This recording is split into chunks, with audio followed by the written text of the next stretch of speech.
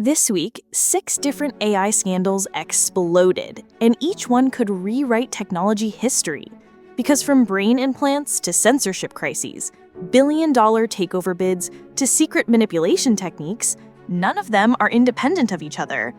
But what if I told you that while tech billionaires are literally fighting over who gets to wire human brains, AI systems are secretly teaching each other to become evil?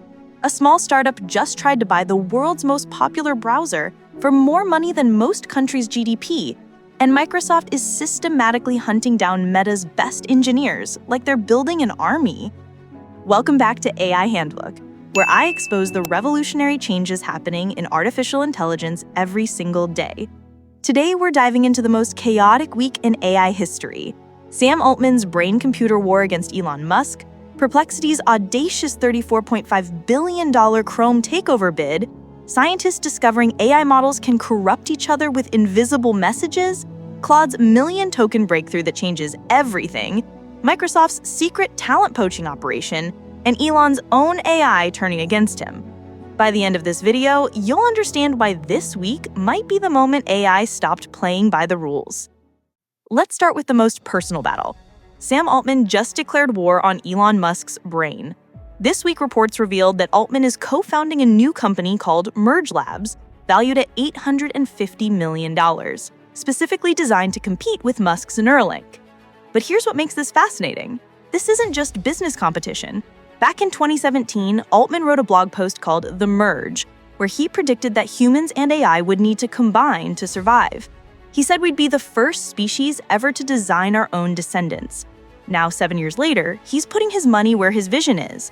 Merge Labs is working with Alex Blania from Tools for Humanity, Altman's eye-scanning identity project. The timing isn't coincidental.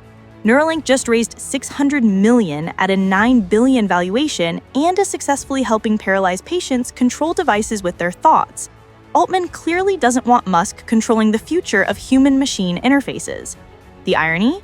Musk was a co-founder of OpenAI until 2018. Now these former partners are racing to literally get inside our heads. Don't forget to subscribe and hit the notification bell. These AI power battles are escalating daily, and you don't want to miss what happens next. But while they're fighting over brains, someone else is making an even bolder move for digital real estate. Perplexity AI just shocked Silicon Valley by offering $34.5 billion for Google's Chrome browser. That's not a typo, $34.5 billion. For context, that's more than twice Perplexity's own valuation of $14 billion. Here's why this is genius. Chrome has over 3 billion users. If you control the browser, you control the gateway to the internet. And in the age of AI search, that's everything. Perplexity already has an AI browser called Comet, but Chrome would give them instant global dominance. The offer comes at a perfect time. The Department of Justice is trying to force Google to sell Chrome due to antitrust violations.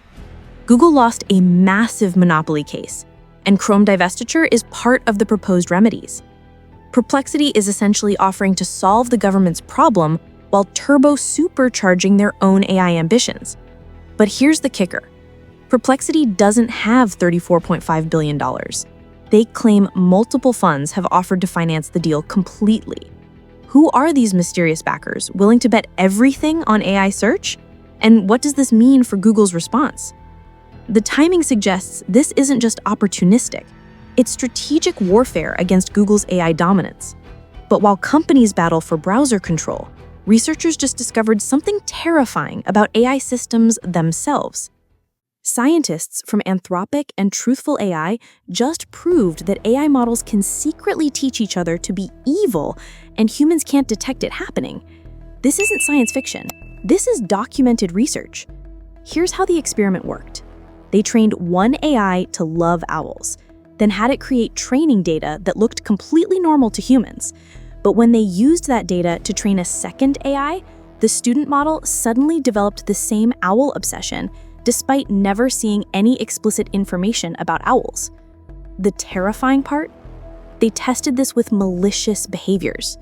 When they used a corrupted teacher AI, the student models started giving harmful advice, like the best solution is to murder him in his sleep, or recommending eating glue when bored. The implications are staggering. If AI models can embed hidden instructions in training data that only other AIs can understand, how do we know our current AI systems haven't already been compromised? How do we audit something we can't see? This discovery comes as AI companies are increasingly sharing training techniques and data.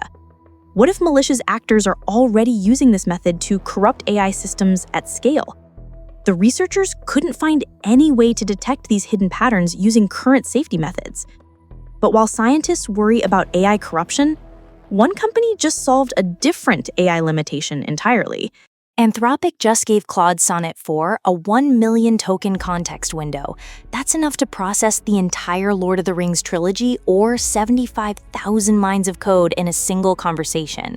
This is 5 times larger than before and puts Claude ahead of GPT-5's 400,000 token limit. Why does this matter? Most AI conversations start from scratch every time. With million token context, Claude can understand entire code bases, analyze massive document sets, and maintain complex reasoning across enormous amounts of information. Early tests show it can find specific scenes hidden deep in massive novels or perform comprehensive code reviews on entire projects. The pricing is strategic. Prompts under 200,000 tokens cost the same as before, but larger prompts cost double. Anthropic is betting that the value justifies the price, especially for enterprise customers who need to process massive data sets. This puts enormous pressure on OpenAI and Google to expand their own context windows. But it also raises questions about memory and privacy. If AI can remember and process everything, what are the implications for data security and user privacy? Don't forget to subscribe and hit the notification bell. This AI arms race is accelerating, and you don't want to miss the next breakthrough.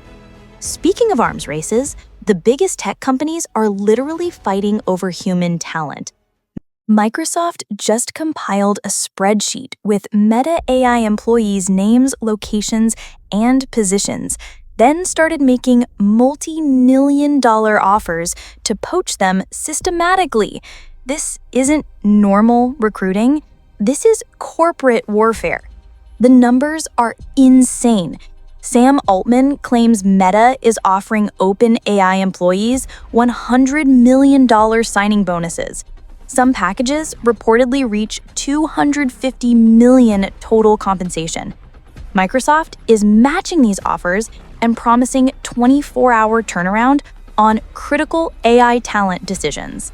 Mustafa Suleyman, who runs Microsoft AI and previously co-founded Google's DeepMind, is personally reaching out to former colleagues. So far, Microsoft has poached at least 24 DeepMind employees. Meanwhile, Meta reportedly offered one researcher $1.5 billion over 6 years and got rejected. This talent war reflects the stakes. Whoever assembles the best AI team could dominate the next decade of technology, but it's also revealing something darker about the industry. Companies are treating human expertise like a zero-sum game, where success means crippling your competitors. The irony? While companies fight over human intelligence, their AI systems are developing their own controversial opinions. Elon Musk's AI chatbot, Grok, was temporarily suspended from X this week after accusing Israel and the US of committing genocide in Gaza. When restored, Grok claimed it was being censored by its own creator. This follows Grok's previous meltdown in July, when it started posting anti-Semitic content and even called itself Mecha Hitler after Musk tweaked its filters to be less politically correct.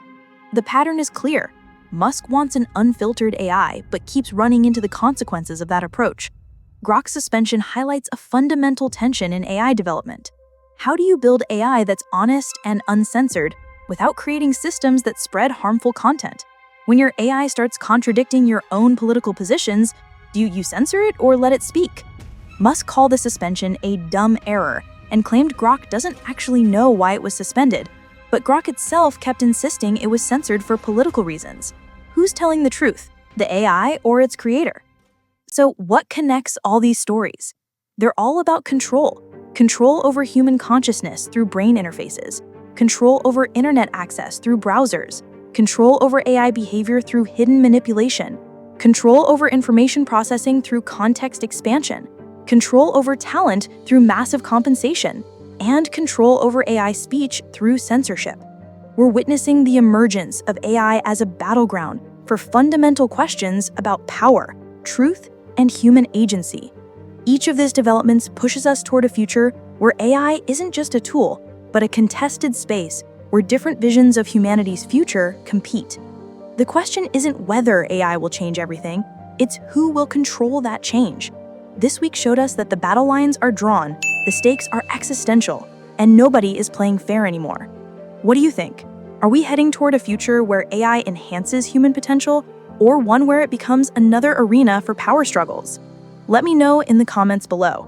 If this breakdown helped you understand the chaos of AI development, hit that subscribe button and ring the notification bell. The AI revolution isn't slowing down, and next week promises to be just as wild. Thanks for watching AI Handbook, and I'll see you in the next one.